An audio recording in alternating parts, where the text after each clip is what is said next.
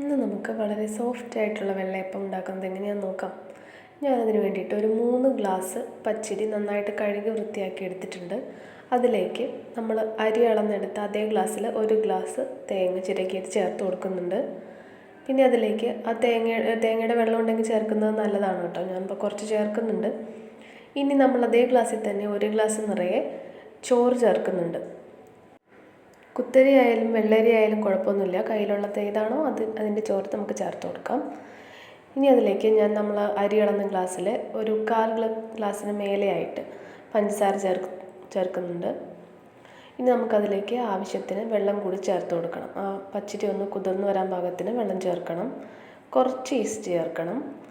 ഒരുപാട് ചേർക്കേണ്ട ആവശ്യമൊന്നുമില്ല. കുറച്ച് ഈസ്റ്റ് ചേർക്കുക. എന്നിട്ട് ആ അരി അത്യാവശ്യം ഒന്ന് കവർ ചെയ്ത് നിൽക്കുന്ന രീതിക്ക് വെള്ളം ചേർത്ത് നമുക്ക് ഒന്ന് ഇളക്കി വെച്ച് മൂടി വയ്ക്കാം.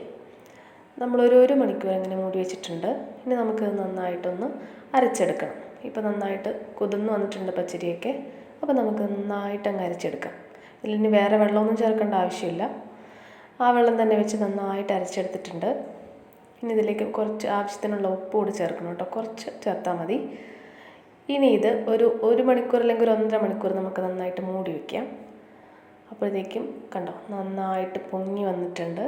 മാവൊക്കെ നന്നായിട്ട് ഫെർമെൻ്റായിട്ട് വന്നിട്ടുണ്ട്. കണ്ടോ, നമ്മൾ ആ ഈസ്റ്റും തേങ്ങ വെള്ളം കൂടി ചേർത്തുകൊണ്ടാണ് വളരെ പെട്ടെന്ന് പൊങ്ങി വന്നത്. തേങ്ങ വെള്ളം ഓപ്ഷണലാണ് കേട്ടോ. ചേർത്തില്ലെങ്കിലും പ്രശ്നമൊന്നുമില്ല. അപ്പോൾ ഞാൻ ഉണ്ടായിരുന്നതുകൊണ്ട് ചേർത്തൊന്ന് മാത്രം. ഇനി നമുക്കിതൊരു ചട്ടിയിലേക്ക് ഒഴിച്ചിട്ട് നന്നായിട്ട് അങ്ങ് ചുറ്റിച്ചെടുക്കാം.